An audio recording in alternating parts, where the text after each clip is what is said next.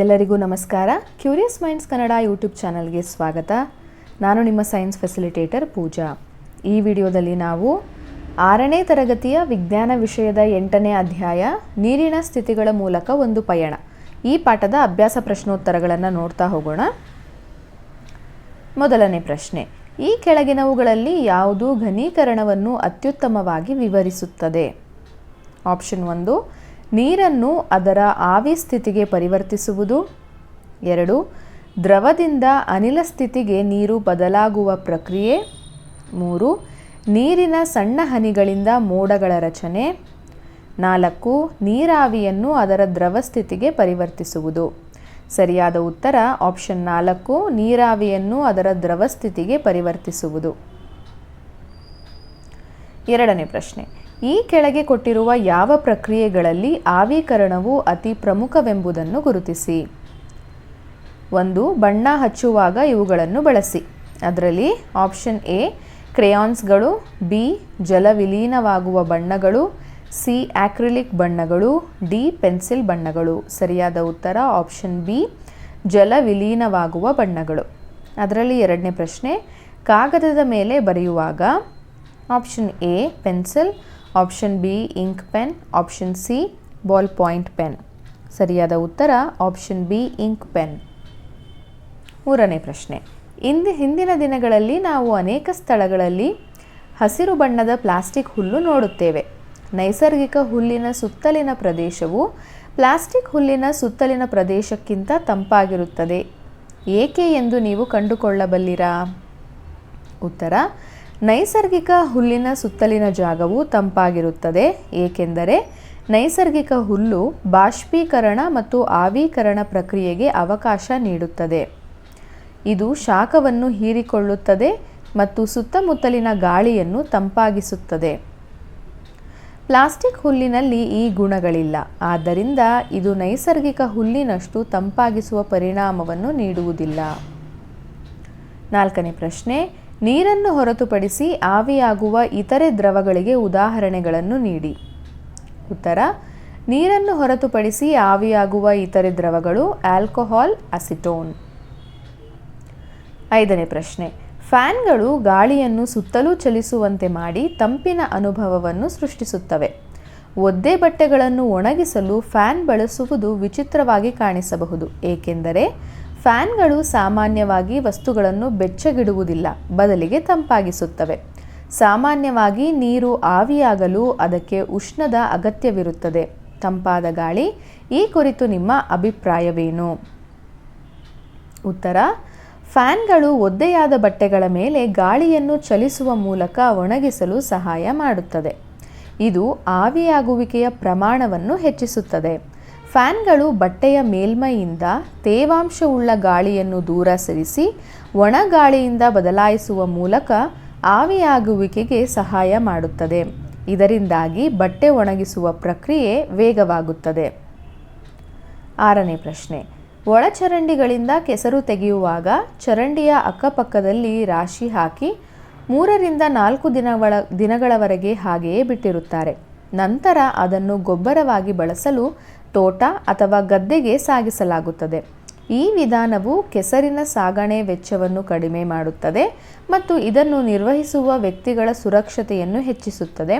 ಈ ಬಗ್ಗೆ ಆಲೋಚಿಸಿ ಮತ್ತು ಹೇಗೆಂದು ವಿವರಿಸಿ. ಉತ್ತರ, 3ರಿಂದ 4 ದಿನಗಳವರೆಗೆ ಕೆಸರನ್ನು ರಾಶಿಗಳಲ್ಲಿ ಬಿಡುವುದರಿಂದ ನೀರಿನ ಅಂಶವು ಸ್ವಲ್ಪ ಆವಿಯಾಗಿ ಕೆಸರಿನ ಪ್ರಮಾಣ ಮತ್ತು ತೂಕ ಕಡಿಮೆಯಾಗುತ್ತದೆ. ಇದು ಸಾಗಿಸಲು ಸುಲಭ ಮತ್ತು ವೆಚ್ಚವನ್ನು ಕಡಿಮೆ ಮಾಡುತ್ತದೆ.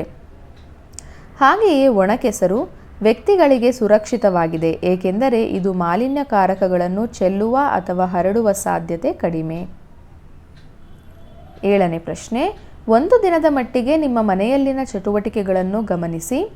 ಆವೀಕರಣವನ್ನು ಒಳಗೊಂಡಿರುವ ಚಟುವಟಿಕೆಗಳನ್ನು ಗುರುತಿಸಿ. ಆವೀಕರಣ ಪ್ರಕ್ರಿಯೆಯ ಅರಿವು ದೈನಂದಿನ ಚಟುವಟಿಕೆಗಳಲ್ಲಿ ನಮಗೆ ಹೇಗೆ ಸಹಾಯ ಮಾಡುತ್ತದೆ? ಉತ್ತರ, ಆವೀಕರಣ ಪ್ರಕ್ರಿಯೆಯನ್ನು ಒಳಗೊಂಡಿರುವ ಚಟುವಟಿಕೆಗಳಲ್ಲಿ ಬಟ್ಟೆ ಒಣಗಿಸುವುದು, ನೀರನ್ನು ಕುದಿಸುವುದು, ಬೆವರುವುದು ಒಳಗೊಂಡಿವೆ. ಆವಿಯಾಗುವಿಕೆಯನ್ನು ಅರ್ಥಮಾಡಿಕೊಳ್ಳುವುದು ಈ ಪ್ರಕ್ರಿಯೆಯನ್ನು ಅತ್ಯುತ್ತಮವಾಗಿಸಲು ಸಹಾಯ ಮಾಡುತ್ತದೆ. ಉದಾಹರಣೆಗೆ, ಬಟ್ಟೆಗಳನ್ನು ಹರಡುವುದರಿಂದ ಅವು ವೇಗವಾಗಿ ಒಣಗುತ್ತವೆ ಎಂದು ತಿಳಿದುಕೊಳ್ಳಬಹುದು. 8ನೇ ಪ್ರಶ್ನೆ, ಪ್ರಕೃತಿಯಲ್ಲಿ ಘನಸ್ಥಿತಿಯಲ್ಲಿ ನೀರು ಹೇಗಿರುತ್ತದೆ? ಉತ್ತರ, ನೀರು ಪ್ರಕೃತಿಯಲ್ಲಿ ಘನಸ್ಥಿತಿಯಲ್ಲಿ ಮಂಜುಗಡ್ಡೆ, ಹಿಮ ಮತ್ತು ಆಲಿಕಲ್ಲುಗಳ ರೂಪದಲ್ಲಿ ಇರುತ್ತದೆ. 9ನೇ ಪ್ರಶ್ನೆ, ನೀರು ನಮ್ಮ ಹಕ್ಕು ಎನ್ನುವ ಮೊದಲು ನೀರು ನಮ್ಮ ಜವಾಬ್ದಾರಿ ಎನ್ನಿ ಎಂಬ ಹೇಳಿಕೆಯ ಕುರಿತು ಆಲೋಚಿಸಿ ನಿಮ್ಮ ಆಲೋಚನೆಗಳನ್ನು ಹಂಚಿಕೊಳ್ಳಿ. ಉತ್ತರ, ಈ ಹೇಳಿಕೆ ನೀರನ್ನು ಸಂರಕ್ಷಿಸುವ ಮತ್ತು ಅದನ್ನು ಜವಾಬ್ದಾರಿಯುತವಾಗಿ ಬಳಸುವ ಮಹತ್ವವನ್ನು ಹೇಳುತ್ತದೆ. ನೀರು ಜೀವನಕ್ಕೆ ಅತ್ಯಗತ್ಯ. ಆದ್ದರಿಂದ ಭವಿಷ್ಯದ ಪೀಳಿಗೆಗೆ ಜಲಸಂಪನ್ಮೂಲಗಳು ಲಭ್ಯವಾಗುವಂತೆ ನೋಡಿಕೊಳ್ಳುವುದು ನಮ್ಮ ಕರ್ತವ್ಯ. 10ನೇ ಪ್ರಶ್ನೆ, ನಿಲ್ಲಿಸಿದ ದ್ವಿಚಕ್ರ ವಾಹನದ ಆಸನವು ಬಿಸಿಲಿನ ಝಳಕ್ಕೆ ತುಂಬ ಬಿಸಿಯಾಗಿರುತ್ತದೆ. ನೀವು ಅದನ್ನು ಹೇಗೆ ತಂಪಾಗಿಸಬಹುದು? ಉತ್ತರ, ನಿಲ್ಲಿಸಿದ ದ್ವಿಚಕ್ರ ವಾಹನದ ಆಸನವು ಬಿಸಿಲಿನ ಝಳಕ್ಕೆ ಬಿಸಿಯಾಗುವುದರಿಂದ ತಂಪಾಗಿಸಲು ನಾವು ಹೀಗೆ ಮಾಡಬಹುದು. ಆಸನವನ್ನು ಒದ್ದೆಯಾದ ಬಟ್ಟೆಯಿಂದ ಮುಚ್ಚಿ, ಕವರ್ ಬಳಸಿ, ನೆರಳಿನಲ್ಲಿ ವಾಹನವನ್ನು ನಿಲ್ಲಿಸಿ. ಇನ್ನು ಹೆಚ್ಚುವರಿ ಪ್ರಶ್ನೆಗಳು. ಅದರಲ್ಲಿ ಮೊದಲನೇ ಮೇನ್, ಖಾಲಿ ಬಿಟ್ಟ ಸ್ಥಳಗಳನ್ನು ಭರ್ತಿ ಮಾಡಿ. ಮೊದಲನೇ ಪ್ರಶ್ನೆ, ನೀರಿನ 3 ಸ್ಥಿತಿಗಳು ಡ್ಯಾಶ್ ಡ್ಯಾಶ್ ಮತ್ತು ಡ್ಯಾಶ್. ಉತ್ತರ, ಘನ, ದ್ರವ ಮತ್ತು ಅನಿಲ. ಎರಡನೇದು, ವಾತಾವರಣದಲ್ಲಿನ ನೀರಾವಿ ಮಂಜಾಗಿ ರೂಪುಗೊಳ್ಳಲು ಕಾರಣ ಡ್ಯಾಶ್. ಉತ್ತರ, ಸಾಂದ್ರೀಕರಣ. ಮೂರನೇ ಪ್ರಶ್ನೆ, ಹೆಚ್ಚಿನ ಗಾಳಿ ಮತ್ತು ಬಿಸಿಲು ಇದ್ದಾಗ ಡ್ಯಾಶ್ ಪ್ರಕ್ರಿಯೆ ವೇಗವಾಗಿ ಸಂಭವಿಸುತ್ತದೆ. ಉತ್ತರ, ಆವಿಕರಣ. ನಾಲ್ಕನೇದು, ನೀರಾವಿ ತಂಪಾದಾಗ ಡ್ಯಾಶ್ ಉಂಟಾಗುತ್ತದೆ. ಉತ್ತರ, ನೀರು. ಎರಡನೇ ಮೇನ್, ಹೇಳಿಕೆಗಳನ್ನು ಗಮನಿಸಿ ಸರಿಯಾದ ಪ್ರಕ್ರಿಯೆಯ ಹೆಸರನ್ನು ಬರೆಯಿರಿ. ಶೀತಲ ನೀರನ್ನು ಒಳಗೊಂಡ ಗಾಜಿನ ಹೊರಭಾಗದಲ್ಲಿ ನೀರಿನ ಹನಿಗಳು ಕಾಣಿಸಿಕೊಳ್ಳುವುದು ಸಾಂದ್ರೀಕರಣ. ತೇವದ ಬಟ್ಟೆಗಳನ್ನು ಇಸ್ತ್ರಿ ಮಾಡಿದಾಗ ಅವುಗಳಿಂದ ಹೊಗೆ ಎದ್ದು ಬರುತ್ತದೆ, ಆವಿಕರಣ. ನೀರು ಮಂಜುಗಡ್ಡೆಯಾಗುವುದು ಘನೀಕರಣ. ನೀರು ನೀರಾವಿಯಾಗಿ ಬದಲಾಗುವ ಪ್ರಕ್ರಿಯೆ ಆವಿಕರಣ.